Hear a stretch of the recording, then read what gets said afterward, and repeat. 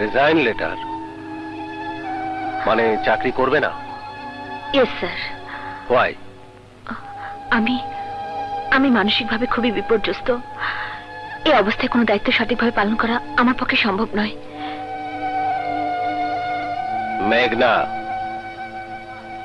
অনেক police officer আছে যারা চাকরি না করলে পুলিশ ডিপার্টমেন্টের ভাবমূর্তি অনেক উজ্জ্বল হয়, আর অনেক পুলিশ অফিসার আছে যারা পুলিশ ডিপার্টমেন্ট থেকে চলে গেলে এই ডিপার্টমেন্টের অনেক ক্ষতি হয়। তুমি তাদেরই মতো একজন পুলিশ অফিসার। তুমি এই ডিপার্টমেন্ট থেকে চলে গেলে এই ডিপার্টমেন্টের অপূরণীয় ক্ষতি হবে। দেশ এবং জাতি তোমার থেকে অনেক কিছু আশা করে। Don't be emotional. যাও, কাজ করো গিয়ে। Yes sir. যাও। আমাদের প্যাথোলজির ব্যবসা তো বন্ধ হয়ে যাচ্ছে। হাসপাতালে খাবার সাপ্লাই দিয়ে কোনো লাভ হচ্ছে না। ভাই, ক্লিনিকের ব্যবসা তো বন্ধ হয়ে যাচ্ছে। ওই ডাক্তার বিপ্লবকে তো কিছুতেই সরানো গেল না। এখন একটা নতুন ফর্মুলা আগাইতে হইব।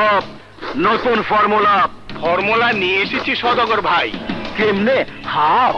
কিছুক্ষণ আগে ওর মাকে আমি দেখতে গিয়েছিলাম। ভেরি সিরিয়াস অবস্থা। এই সবের লগে আমগো কি সম্পর্ক আছে?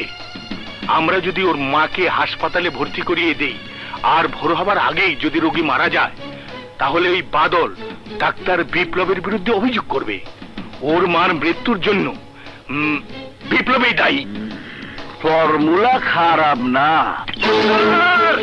ডাক্তার না, স্যার, একটা সিরিয়াস রোগী এসেছে, তাড়াতাড়ি আসুন। চলুন। ডাক্তার ডাক্তার, আমার মার বাঁচান।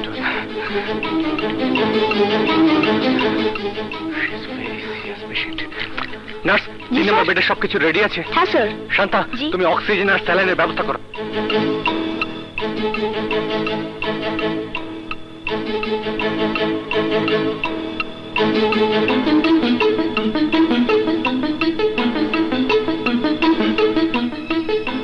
আমি কেটে পড়ি। বাদলমা মরে গেলে ডাক্তার বিপ্লবী ফাঁসুক। স্যার, আমার মেয়েটার শরীরটা ভালো না। আমি যাবো স্যার? ঠিক আছে, যান। ধন্যবাদ। শান্তা, আপনি একটা সোডিয়াম ইঞ্জেকশনের ব্যবস্থা করুন। Quick quick. Yes sir.